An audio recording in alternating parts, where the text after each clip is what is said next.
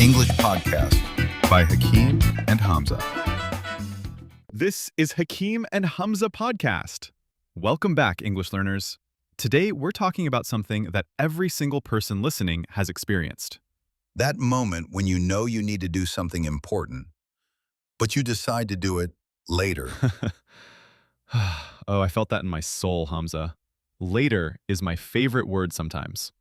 We call this procrastination. It's when you delay or postpone tasks, even when you know you should do them now. And the crazy thing is, we know it's bad for us. We know we'll feel stressed later. But we still do it. So today we're going to explore why we procrastinate, what happens in our brain, and most importantly, how to stop. Before we dive in, here's our question for you. What is one task you've been putting off for weeks or even months? Be honest, no judgment here. Write it in the comments. Maybe it's calling the dentist. Maybe it's starting that online course. Maybe it's just organizing your closet. Whatever it is, share it with us. You're not alone. All right, let's start with a real story. This is about Emma, and trust me, you're going to relate to her a lot. Okay, Emma, you can do this. You have 3 weeks to finish this presentation. That's plenty of time. Actually, 3 weeks is a lot. I can start tomorrow. Today, I deserve a break. Okay, so now I have 2 weeks. That's still fine. 2 weeks is ages. Oh, my friend just texted. She wants to meet for coffee. Well, I can't say no to that. Okay, so 1 week left. That's still manageable, right? I work better under pressure anyway. I'll start on Monday. Fresh week, fresh start. 3 days? How is it only 3 days? Why do I do this to myself every single time? Okay, no sleep tonight. Just coffee, computer, and pure panic. If I'd started 3 weeks ago, I'd be relaxed right now. But no, I had to binge watch that entire series instead.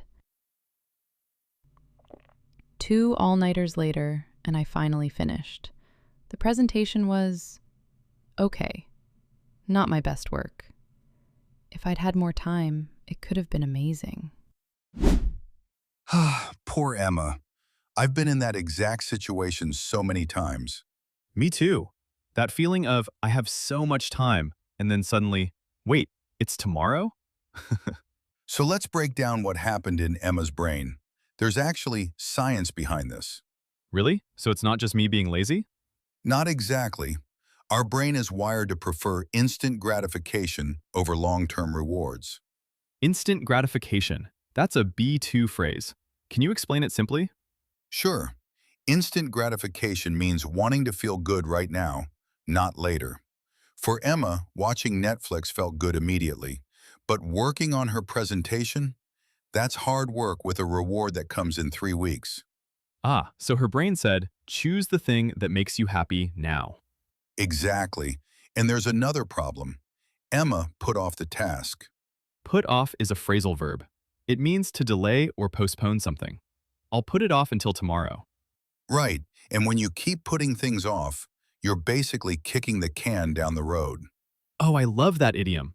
Kick the can down the road means you're not solving the problem, just pushing it to the future. But here's the thing. The can doesn't disappear. It's still there, and eventually you have to deal with it. Usually when it's too late to do it properly. That's what happened to Emma. She kicked the can for 3 weeks and then, bam, panic mode. And there's one more phrase we should mention. Emma said, "I work better under pressure." I've said that so many times, but is it actually true? Sometimes, yes, pressure can focus your mind, but most of the time, it's just an excuse.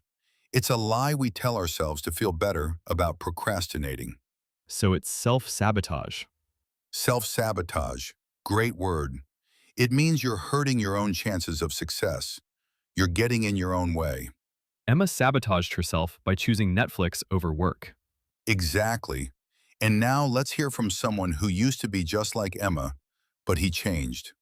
This is David's story. So, back in college, I was the king of last-minute work. I'm talking finishing essays at 3 a.m., printing them as I ran to class. I thought I was smart because I always just made it. I'd submit the paper with 1 minute to spare and think, ha, nailed it again. But then came my final year. I had this massive research project. It was worth 40% of my grade. The professor gave us 4 months to work on it. 4 months! I remember thinking, I could do this twice over. I have so much time. Month 1, I didn't even start. I told myself, I'll do some research next week. Month 2, I made an outline, just a quick 1-page outline. Then I went to a party. Month 3, I started panicking. But I thought, okay, I still have 4 weeks. I can do this. Week 4 arrived, and I had written 5 pages. I needed 30. I didn't sleep for 4 days straight. I was drinking energy drinks like water. My eyes were red, my hands were shaking. I submitted it. But it was terrible. I knew it was terrible. The research was shallow, the arguments were weak. I didn't even proofread it properly. I got a D. A D. My first failing grade ever. And that was my wake-up call. I realized if I'd started even 1 month earlier, I would have gotten an A.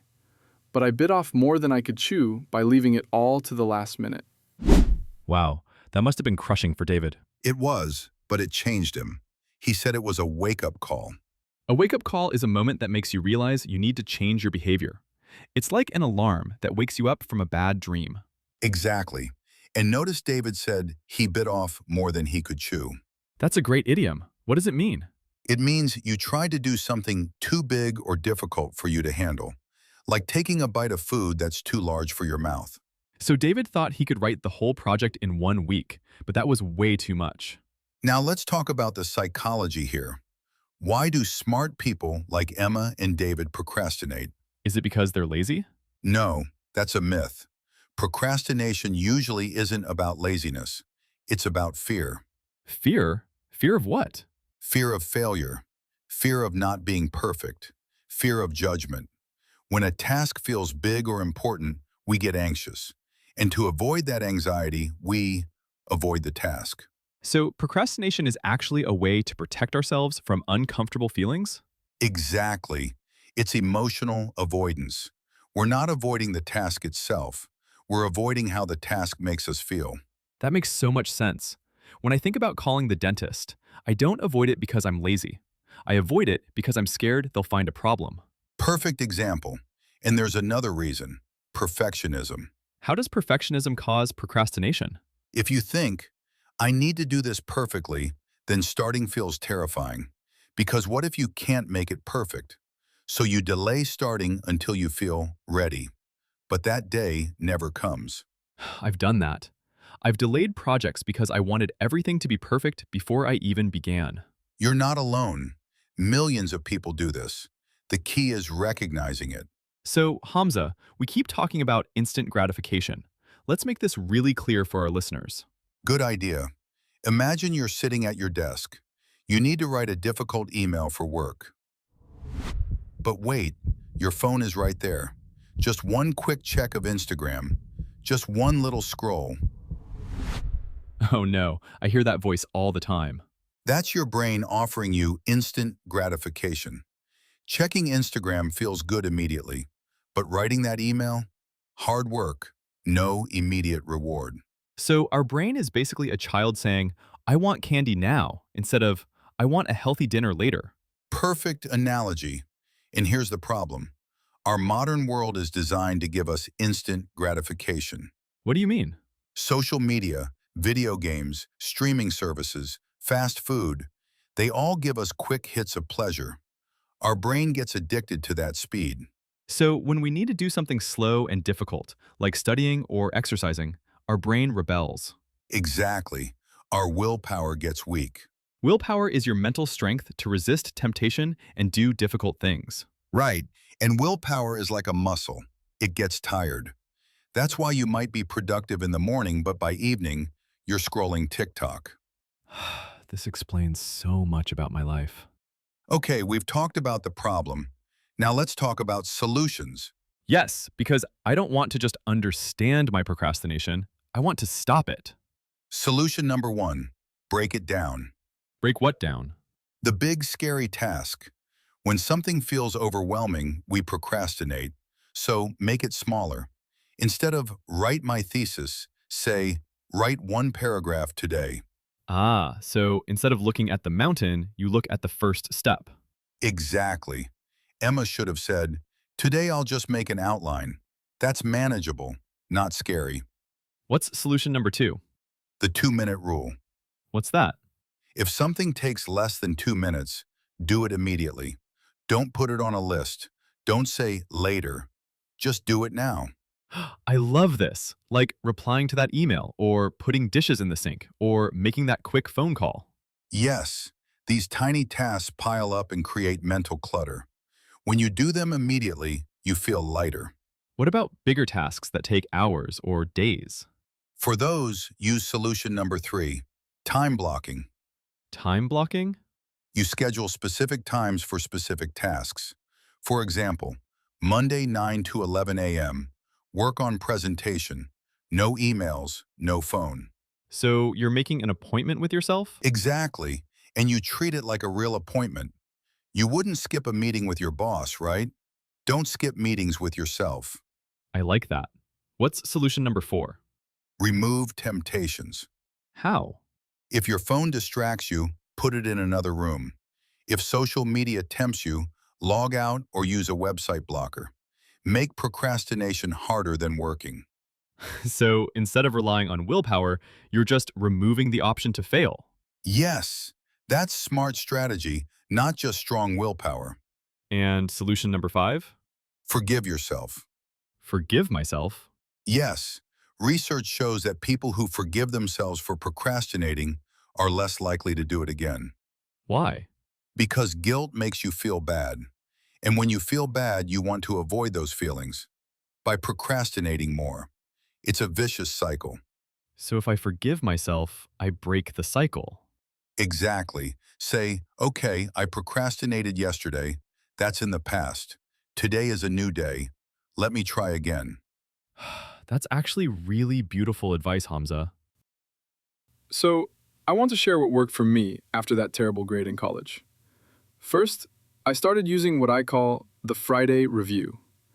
Every Friday evening, I'd look at the next week and ask, what are my 3 most important tasks? Then, I'd schedule time for those 3 things first. Everything else was secondary. Second, I learned to recognize my procrastination patterns. For me, I always cleaned my room when I should be working. Suddenly, my desk was so interesting to organize.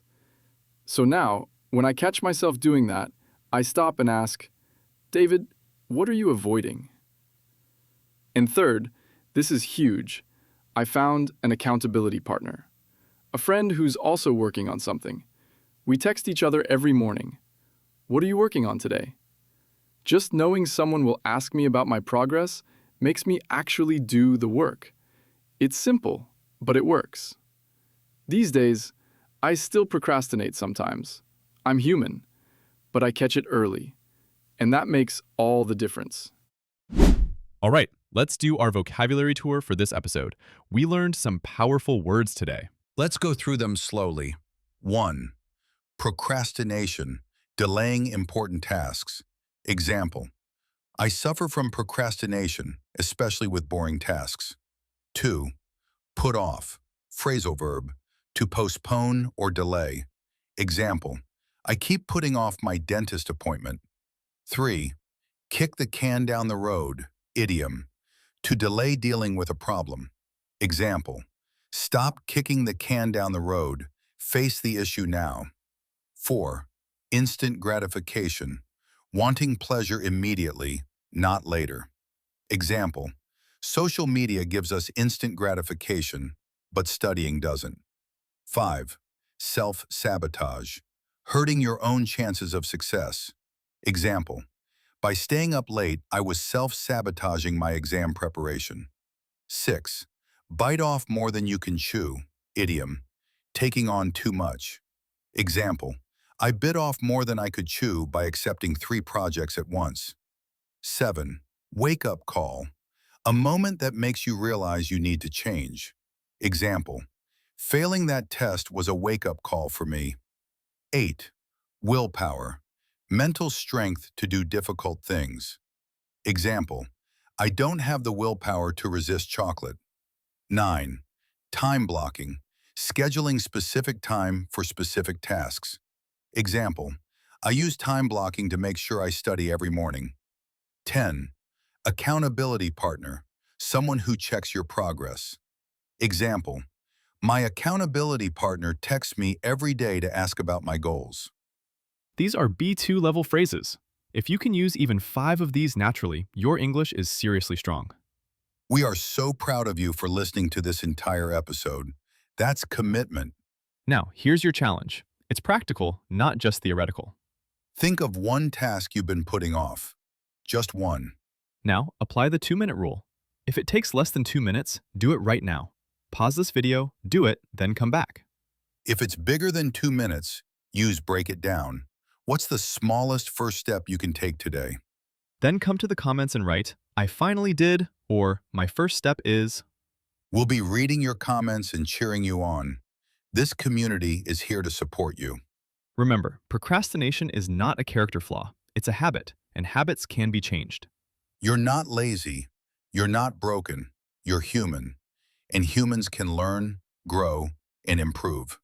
If you found this episode helpful, please like, subscribe, and share it with someone who needs to hear this message. Your future self is counting on your present self. Don't let them down. Stay curious, stay focused, and stop putting off your dreams. See you in the next episode. Bye, Bye, everyone.